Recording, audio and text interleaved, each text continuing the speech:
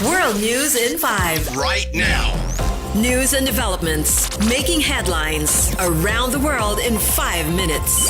World News in 5. Here on Radyo Pilipinas World Service.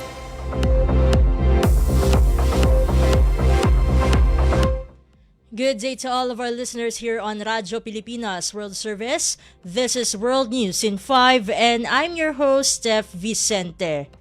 United States President Donald Trump has warned Iran of very strong action if it carries out executions of protesters as reports of deadly crackdowns continue to mount.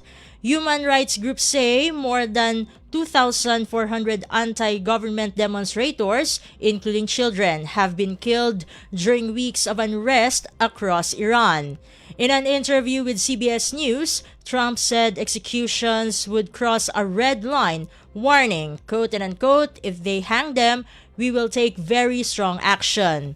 Trump also said he plans to meet with advisors at the White House to get what he called accurate numbers on the death toll. He added that once the figures are confirmed, the United States will respond accordingly. Iranian officials have acknowledged about 2,000 deaths but blamed what they call terrorists for the violence. Despite an internet blackout, the human rights activist news agency reports at least 2,403 protesters killed, along with 12 children and more than 18,000 arrests.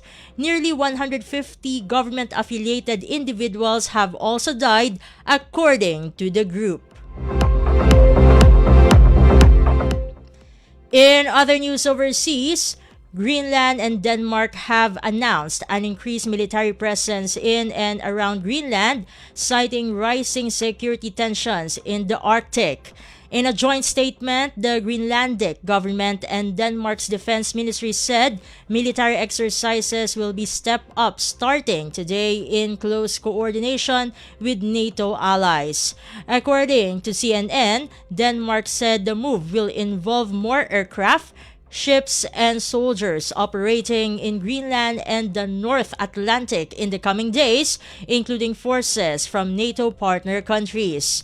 The announcement comes as United States Vice President J.D. Vance is set to meet with Danish and Greenlandic officials along with U.S. Secretary of State Marco Rubio. The talks followed renewed commitments or comments by U.S. President Donald Trump, who has again expressed interest in taking over the self-governing territory. According to Denmark's defense ministry, the expanded activities may include protecting critical infrastructure, assisting local authorities, hosting allied troops, deploying fighter jets, and conducting naval operations.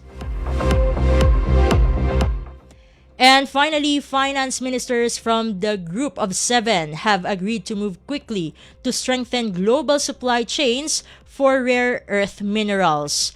According to GG Press, the decision was made during a meeting in Washington hosted by United States Treasury Secretary Scott Bessent, amid growing concern over China's tighter controls on rare earth exports, particularly to Japan.